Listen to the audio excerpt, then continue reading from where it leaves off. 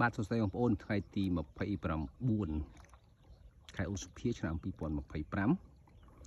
បងប្អូនអាចចូលទៅមើលបានត្រង់កន្លែងខ្ញុំបង្ហាញដើមឈើមកគុំនេះមិនមែនមកគុំទេមកក្តុបតម្រង់ដដែលហើយនេះថ្ងៃទី18ខ្ញុំផុសថ្ងៃទី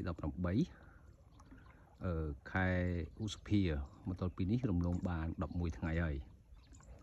ដល់ពេលនេះខ្ញុំចង់បកស្រាយ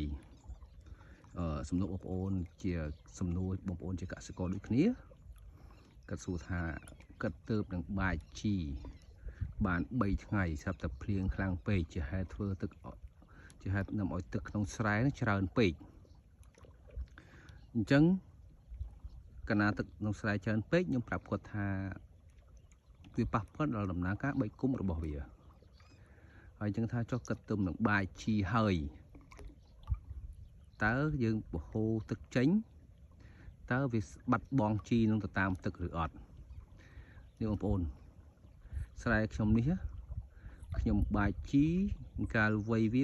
26ថ្ងៃមកទល់ពេលនេះវ័យវាមួយខែបើខ្ញុំប្រុសថ្ងៃទី25មួយខែ3ថ្ងៃមួយខែ4ថ្ងៃបងប្អូនណាហើយមើលពណ៌វាបងប្អូនណាហើយបើគិតទៅវា35ថ្ងៃដល់ថ្ងៃបាយជីចុងក្រោយប៉ុន្តែស្រូវនេះគឺខ្ញុំអត់បាយជីថែមទេដោយសារវាល្អប៉ុណ្ណេះហើយគឺខ្ញុំមិនចាំបាច់ថែមជីផ្ដាច់ទេគ្រាន់តែខ្ញុំបាញ់ជីបំពន់តាមស្លឹកដែលធ្វើឲ្យស្លឹកវាក្រាស់ស្លឹកវាត្រង់ទៅបានហើយនឹងគ្រប់គ្រងជំងឺទៅបានណាហើយបងប្អូនមើលទាំងស្រែទូទាំងស្រែទាំងមូល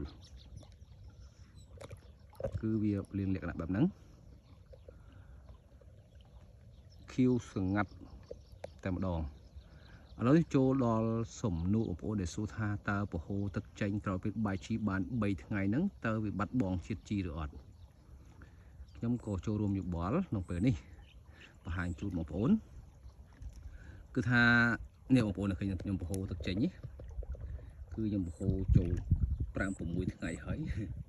ដោយសារភ្លៀងរាល់ថ្ងៃជាហេតុធ្វើឲ្យទឹកក្នុងស្រែច្រើនហើយខ្ញុំបើកទឹកចោលតាំងពីខ្ញុំបាយជីបាន2ថ្ងៃមកម្លេះសួរថាតើយើងស្ដាយជីឬយើងស្ដាយស្រូវយើងសួរចេះវិញបើយើងទុកទឹកច្រើនជាហេតុនាំឲ្យវាអត់បែកគុំនោះស្រូវយើងប៉ុណ្ណាវាមិនបែកគុំច្រើនទេជាហេតុធ្វើឲ្យជាប់សម្ពាធទឹកអញ្ចឹងស្រូវយើងអត់បែកគុំខ្លាំងទេធ្វើឲ្យស្រូវយើងរៀងស្ដើងហើយក្នុងបំណងបងប្អូនកាលណាស្រូវឃើញស្ដើងចង់បានក្រាស់នេះជារឿងពិតអញ្ចឹងខ្ញុំអត់មានត្រូវស្ដាយទេឃើញទេទឹកហូរចេញរហូតនេះហូរវឹងហើយស្រូវនេះចាប់ដើមខៀវសង្ងាត់តែម្ដងហើយកាលណាយើងបាយជីរលាយក្នុងទឹកវាក្រាបទៅនឹងដីមួយចំនួនធំហើយអញ្ចឹងយើងអត់មានត្រូវស្ដាយតទៀតទេហើយសូម្បីតែខ្ញុំបាយជីរយៈពេល10ថ្ងៃរំលងបាន8ថ្ងៃមកនេះគឺស្រូវខ្ញុំអត់មានធ្លាក់សម្រស់ទេសម្រស់វាកាន់តែល្អទៅនេះគឺតែជាការបកស្រាយរបស់ខ្ញុំបងប្អូនយល់ឃើញយ៉ាងម៉េចខ្ញុំអត់ដឹងទេប៉ុន្តែខ្ញុំ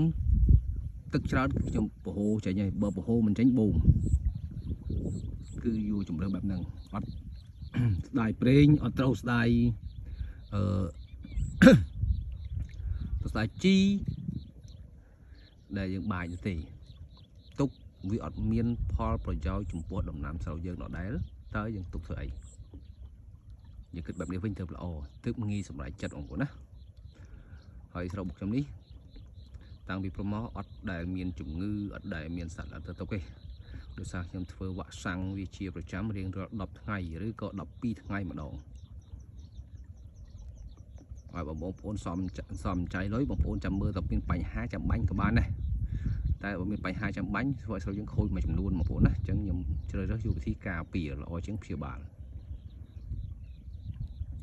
ហើយនេះបញ្ជាក់បងប្អូនណាពូជនេះគឺពូជសង្ហែស្រាលដែលខ្ញុំតែងតែចេញវីដេអូប្រាប់បងប្អូនថាខ្ញុំប្រើពូជ 7B 1B 40គីឡូស្មើនឹង280គីឡូលើផ្ទៃដី3ហិកតាអញ្ចឹងក្នុងហិកតាវាស្មើនឹង93គីឡូតែចាំដើមឈើនេះមួយបងប្អូនណាហើយចាំរងចាំតាមដានភាពបន្តហើយបងប្អូនអាចមើលបានកាលខ្ញុំព្រោះ ហើយកាលខ្ញុំផុសថ្ងៃទី18 ខែឧសភាគឺមានលក្ខណៈស្ដើងជាងហ្នឹងឥឡូវវាចាប់ដើមពេញបដៅអញ្ចឹងអរគុណច្រើនបងប្អូនជួយ share វីដេអូដើម្បីចែករំលែកជូនបងប្អូនទាំងអស់គ្នាអរគុណច្រើន